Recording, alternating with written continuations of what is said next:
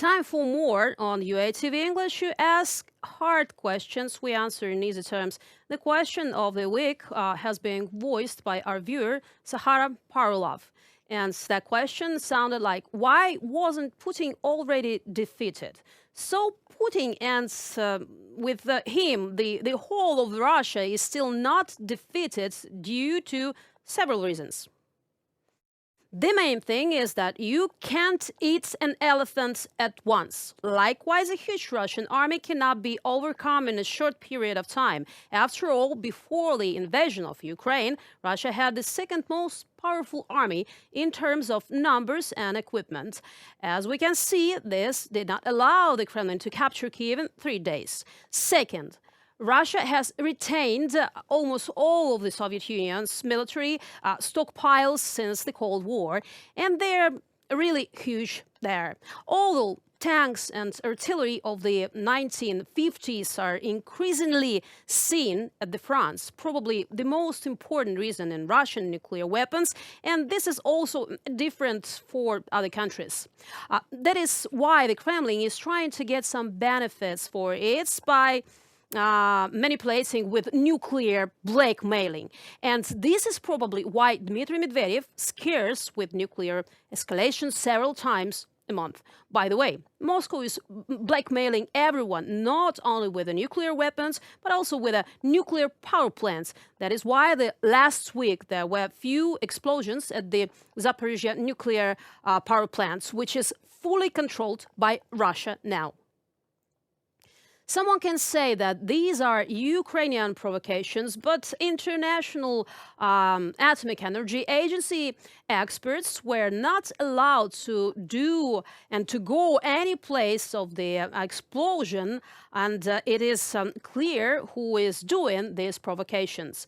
And the last reason why Putin has not lost until now is the difference in the thinking of the dictator and civilized world. Western countries still hope that they can somehow come to an agreement, appease Russia, or economically force them to change their behavior. Unfortunately, all this does not work because not only Putin, but also the majority of the Russian people now support the aggressive war. Yes, as a result of the long-term effects of propaganda, and perhaps most of them supported until this war touches them. But they still support this war. And believe me, they will support the war not only against Ukraine, but also against Europe and the United States. And if necessary, the countries of Central Asia or China.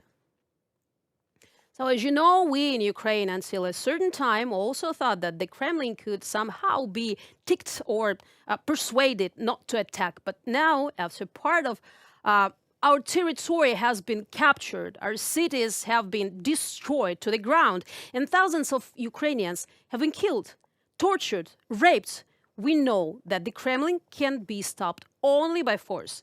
And that is probably why we will not agree to any negotiations, because any truce with Moscow is only a pause before a new Russian attack.